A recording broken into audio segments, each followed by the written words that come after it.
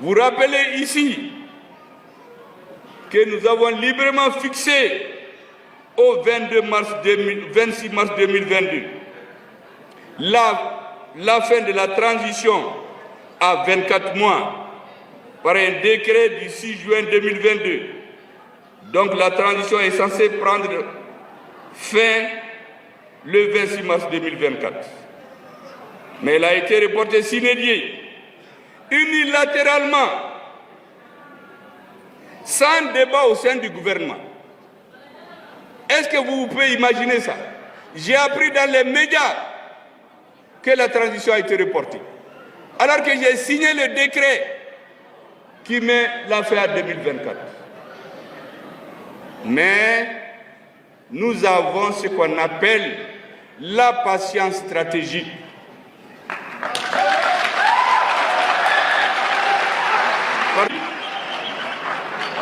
Que pendant que les Maliens se tuent au front pour libérer notre pays, nous nous interdisons de rentrer dans les débats politiciens à Bamako.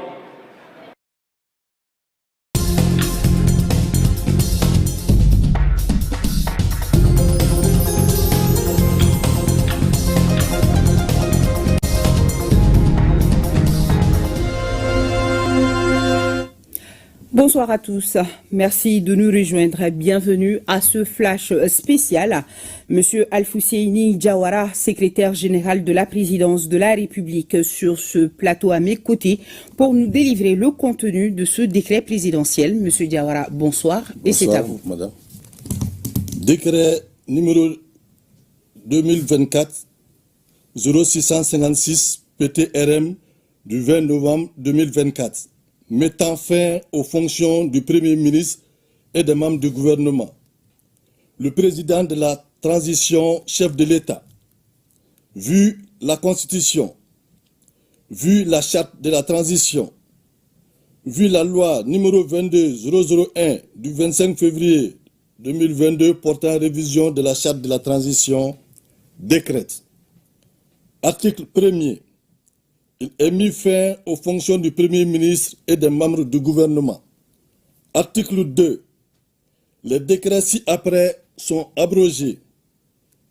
Numéro 2021-0361 PTRM du 7 juin 2021 portant nomination du Premier ministre. Numéro 2022-0752 PTRM du 4 décembre 2022 portant nomination des ministres d'État. Numéro 2021-0385 PTRM du 11 juin 2021 modifié portant nomination des membres du gouvernement. Article 3. Le présent décret sera enregistré et publié au journal officiel. Bamako, le 20 novembre 2024. Le président de la transition, chef de l'État, signé Général d'armée Assimi Goïta.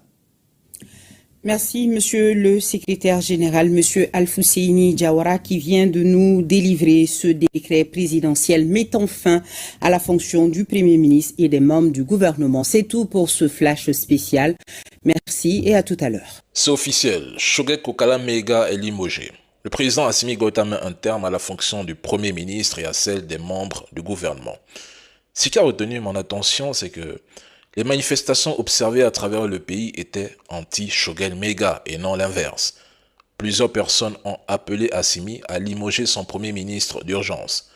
Il est quand même important de rappeler que le Mali appartient aux Maliens et non à une personne ou à un groupe d'individus. Les ambitions personnelles ne doivent jamais surpasser les intérêts du peuple. Pour cette transition, il est clair que certains propos de Choguel Mega en tant qu'ex-premier ministre n'étaient pas à leur place et j'espère que cette décision en valait la peine et portera ses fruits en permettant à tous les Maliens de s'unir pour la stabilité et le développement d'une nation forte. Je pense qu'Assimi Goïta sait ce qu'il fait et où il va. Comme je l'ai dit précédemment, je ne suis pas ici pour inciter à la division ni pour conseiller tel ou tel acteur sur la nécessité de limoger Choguel Mega ou même de le conserver.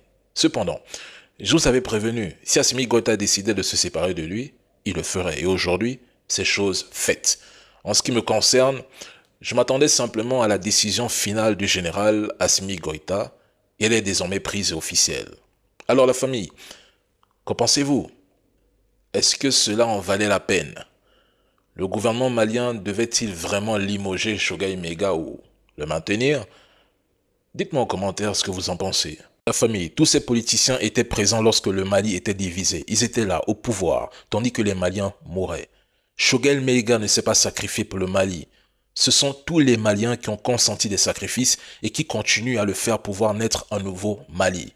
Ceux qui affirment maintenant que sans Choguel Maïga, la transition échouera et qu'Assimi Goïta sombrera, devraient donc se demander pourquoi Choguel n'a pas abandonné la politique ou la diplomatie bien avant 2020 pour devenir militaire, prendre les armes et, qui sait, organiser son propre coup d'État aux révolutions. Je rappelle que sans Assimi Goïta, ses frères d'armes, mais surtout le peuple malien, il n'y aurait eu aucun coup d'État révolutionnaire et la France serait encore au Mali. De plus, au Mali, il n'y a pas de pro-Choguel et pro-Assimi.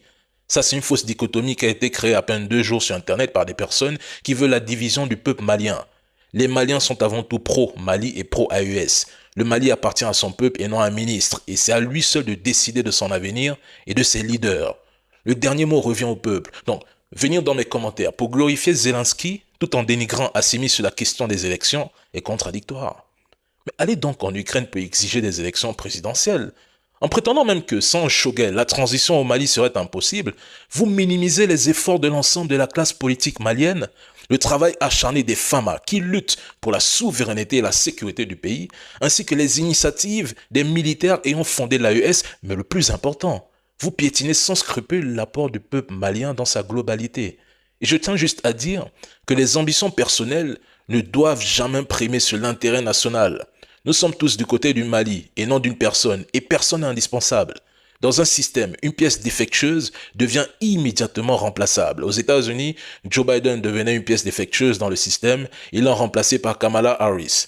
Personne n'a sa place garantie au sein de l'AES. Le combat pour l'AES et pour le Mali dépasse les individus. L'idéologie, elle, ne s'arrête jamais à une seule personne. Je répète, l'idéologie, elle, ne s'arrête jamais à une seule personne. Donc dire que sans Choguel Maïga, le Mali va sombrer, je pense que vous n'avez même pas encore compris quel est votre combat. See you.